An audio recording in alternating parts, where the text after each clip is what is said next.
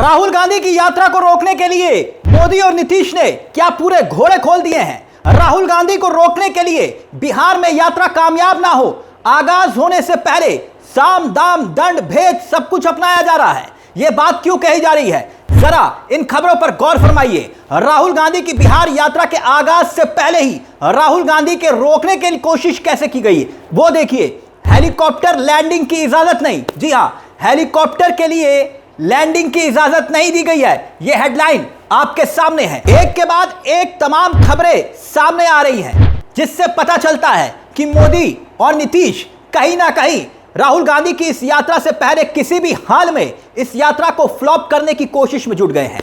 राहुल गांधी को रोकना चाहते हैं। राहुल गांधी यूनिवर्सिटी जाते हैं, याद करिए, राहुल गांधी को रोक लिया जाता है। हॉस्पिटल कूच करते हैं, राहुल गांधी को रोक लिया जाता है। राहुल गांधी कहीं भी जाते हैं बिहार में, उससे पहले पुलिस उनका इंतजार करती है। मगर इस वक्त जो बड़ी खबर आ रही है वो सीधे सीधे कहिए कि बहुत बड़ी खबर है, क्योंकि राहुल गांधी की यात्रा को रोकने की तैयारी में जिस तरह की रणनीति नीतीश कुमार और मोदी की राजनीतिक साजिश कहें तो इसमें अतिशयोक्ति नहीं होगी। क्यों? क्योंकि जिस यात्रा को लेकर एक पखवाड़े से तैयारी चल रही थी, उस यात्रा में खबर यह आती है कि जो पहले 10 तारीख को प्रस्तावित थी लेकिन पोस्टपोन्ड हुई 17 तारीख के लिए, और 17 तारीख से जब वोट अधिकार बचाने की यात्रा सासाराम से शुरू होने वाली है, उससे पहले खबर यह आती है कि राहुल गांधी के हेलीकॉप्टर को लैंडिंग की इजाजत नहीं।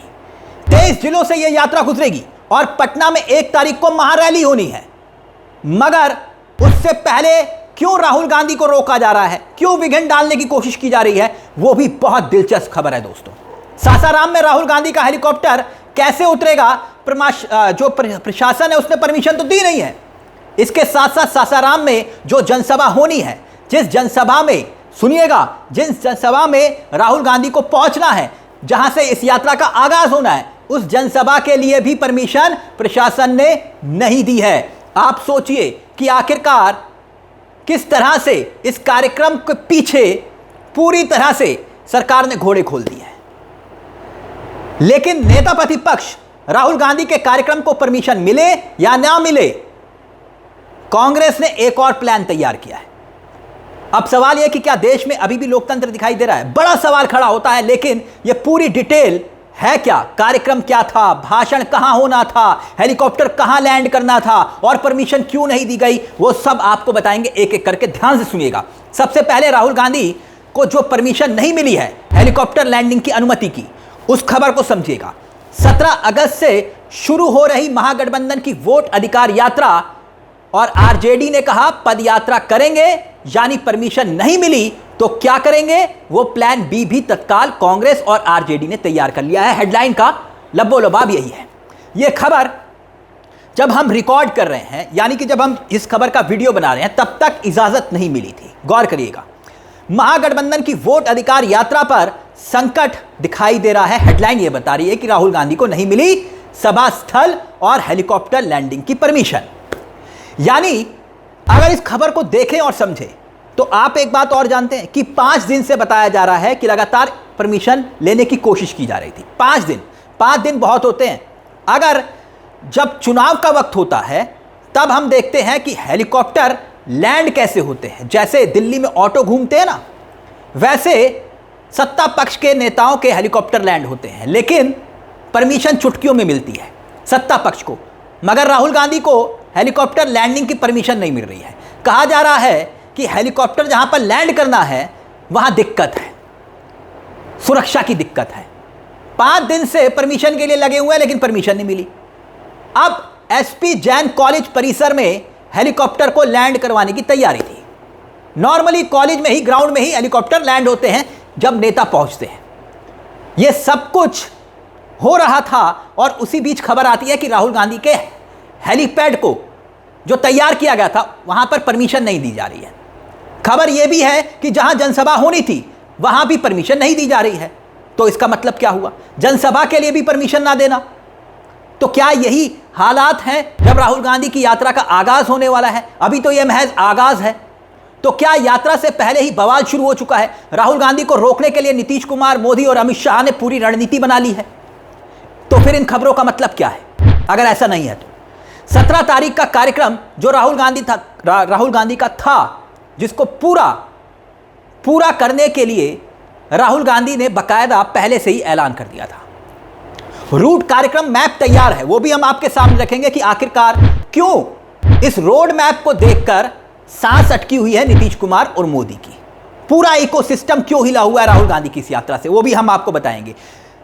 लेकिन राहुल गांधी के इस लैंडिंग वाले मामले को समझिएगा, जहां पर हेलीकॉप्टर को लैंड करना है, जहां हेलीपैड बनाया गया। प्रशासन को लगा कि भैया ये फिट नहीं है। ठीक हो सकता है कि प्रशासन की बात बिल्कुल सही हो कि जहां पर हेलीकॉप्टर को लैंड करना है वह हेलीपैड फिट नहीं है, लेकिन बताया यह जा रहा है कि पुलिस लाइन में एक हेलीपैड बना हुआ है। पुलिस लाइन में ऑलरेडी हेलीपैड है। सरकारी अधिकारी हो या सत्ता पक्ष के नेता हो, वहीं पर ही हेलीपैड है, उसी का ही इस्तेमाल करते हैं, वहीं पर ही हेलीकॉप्टर लैंड करते हैं। और अगर ऐसा है तो सरकार को इस हेलीपैड पर राहुल गांधी को सरकारी हेलीपैड मुहैया करवाने में दिक्कत क्या है? करवा देनी चाहिए। और अगर वो नहीं करवाते हैं तो फिर मैसेज क्या जाएगा? जनता तो समझ जाएगी कि राहुल गांधी को रोकना चाह रहे हैं, क्योंकि ये पहली बार नहीं है कि राहुल गांधी को रोका गया है। हमने आपको बताया ना, यूनिवर्सिटी जाते हैं तो राहुल गांधी को रोको, हॉस्पिटल जाते हैं तो राहुल गांधी को रोको, और अब यात्रा कर रहे हैं तो राहुल गांधी को रोको। मगर अब शेड्यूल, जो हमने पहले भी ये खबर आपको दिखाई थी, जो शेड्यूल है, जो रोड मैप है, उस रोड मैप ने पूरी तरह से भाजपा और एनडीए खेमे में खलबली मचा दी है। 17 तारीख को रोहतास है, 18 तारीख को औरंगाबाद है, 19 को नालंदा है, और फिर 20 को ब्रेक है, 21 तारीख को शिकापुर लखीसराय है, 23 तारीख को मुंगेर भागलपुर में है, और फिर 23 तारीख को ही कटिहार में है, 22 और 23 को कटिहार में है, और 24 तारीख को पूर्णिया और इसके साथ साथ अररिया में है।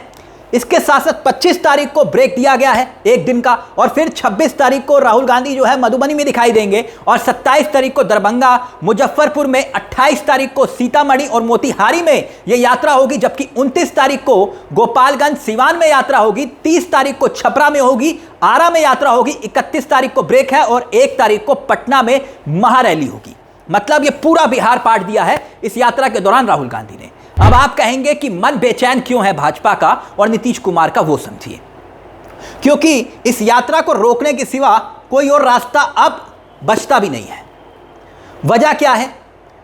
मन में डर इसलिए है, जो रोड मैप बनाया गया है, वो रोड मैप इस तरह से बनाया गया है कि अगर यात्रा कामयाब हो गई राहुल गांधी की, तो फिर लेने के देने पड़ जाएंगे। क्योंकि ये 2 क्षेत्रों में, 2 पॉकेट में इस यात्रा को बांटा गया है। एक है सीमांचल का, सीमांचल जहां पर महागठबंधन पहले से मजबूत है, इंडिया गठबंधन, यानी कि कांग्रेस और आरजेडी वहां पर मजबूत है, और उसी सीमांचल में सबसे ज्यादा वोट कटे एसआईआर के मुद्दे पर।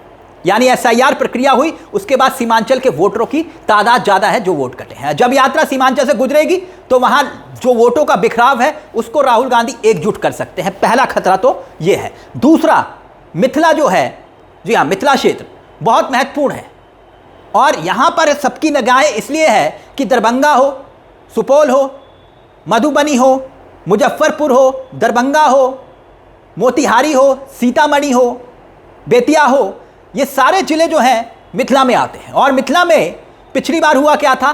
10 सीटों में से 10 सीटें जो है महागठबंधन सरकार बनाते बनाते चूक गई थी, 10 सीटें कम रह गई थी, और सबसे बड़ी पार्टी आरजेडी थी, लेकिन तेजस्वी यादव मुख्यमंत्री नहीं बन पाए थे, क्योंकि यहां से इनको 10 सीटें नहीं मिल पाई थी, चूक गए थे सरकार बनाने में। और क्योंकि मिथिला ये वो क्षेत्र था जहां पर 65% का स्ट्राइक रेट मोदी का एनडीए का रहा था। एनडीए का जो टोटल स्ट्राइक रेट था वो महज 45% था, लेकिन 65% का स्ट्राइक रेट यही मिथिला से था। और अभी हाल फिलहाल में अमित शाह इसीलिए इस क्षेत्र का दौरा करते हुए दिखाई दिए थे। और ऐसे में खतरा यह है कि अगर राहुल गांधी की यात्रा से माहौल बना और आंकड़ा 50 के पार इंडिया गठबंधन का पहुंच गया, तो फिर तेजस्वी यादव को मुख्यमंत्री बनने से कोई नहीं रोक पाएगा। इसीलिए राहुल गांधी की यात्रा से पहले यह सब कुछ हो रहा है। अभी तो यात्रा का आगाज है कि हेलीकॉप्टर लैंडिंग की इजाजत नहीं, जनसभा करने की इजाजत नहीं। अभी आगे आगे देखिए होता है क्या। यह अभी महज ट्रेलर है। जैसे राहुल गांधी बोलते हैं ना, पिक्चर अभी बाकी है, तो पिक्चर अभी बाकी है। फिलहाल इस खबर में दोस्तों मेरे साथ इतना ही। इस खबर को लेकर आपकी क्या राय है, हमें बताइएगा कि क्या राहुल गांधी को रोकना यह सही कदम है। मुझे तिलक चावला को दीजिए इजाजत। चैनल सब्सक्राइब जरूर कर लीजिएगा। नमस्कार, जय हिंद, जय भारत।